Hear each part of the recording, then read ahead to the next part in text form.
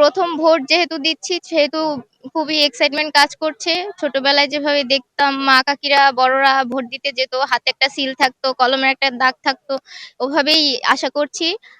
এটাই এক্সাইটমেন্ট কাজ করছে যে যোগ্য প্রার্থীকে ভোট দেব, ভেবেচিন্তে ভোট দেব।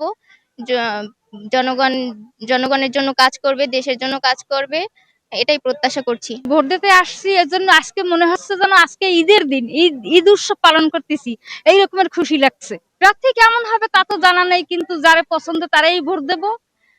তো আশা রাখবো যে সে যেন দেশের জন্য ভালো কিছু করে। ভালো লাগছে, অনেকদিন পর ভোট দিতে। আমরা তো আগেও আসছি, 18তে ভোট দিতে এসে দিতে পারিনি, চলে গেছিলাম। হ্যাঁ, তো এখন খুবই ভালো লাগছে।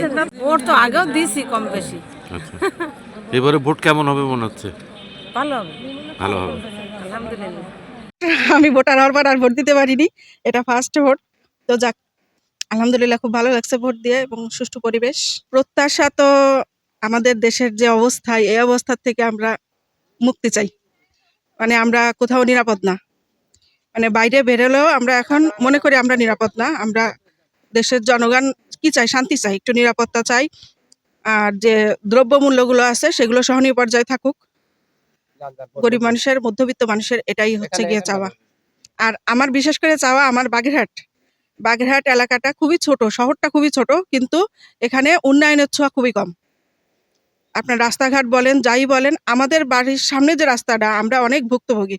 আমরা অনেক চেষ্টা করছি, অনেকের মানে দ্বারস্থ হয়েছি, কিন্তু আমরা আসলে সেটার কোনো ফল পাইনি। তো দেখা যাক, এবার একজন যোগ্য প্রার্থীকে ভোট দিয়েছি, দেখা যাক যদি তিনি হন, তো তার কাছে একটাই আশা যে আমাদের বাগেরহাটের যেন একটু উন্নয়নটা হয়। আমি নতুন ভোটার, প্রথমে একটু নার্ভাস লাগছে, ঠিক আছে, কিন্তু ভোট দিয়ে ভালো লাগছে, আলহামদুলিল্লাহ। ভোট খুব সুন্দরভাবে হচ্ছে, সুস্থভাবে হচ্ছে, ভালো হচ্ছে, ভালোভাবে ভোট দিয়ে আসলাম, কোনো গ্যাঞ্জাম নেই, পরিবেশ খুব ভালো।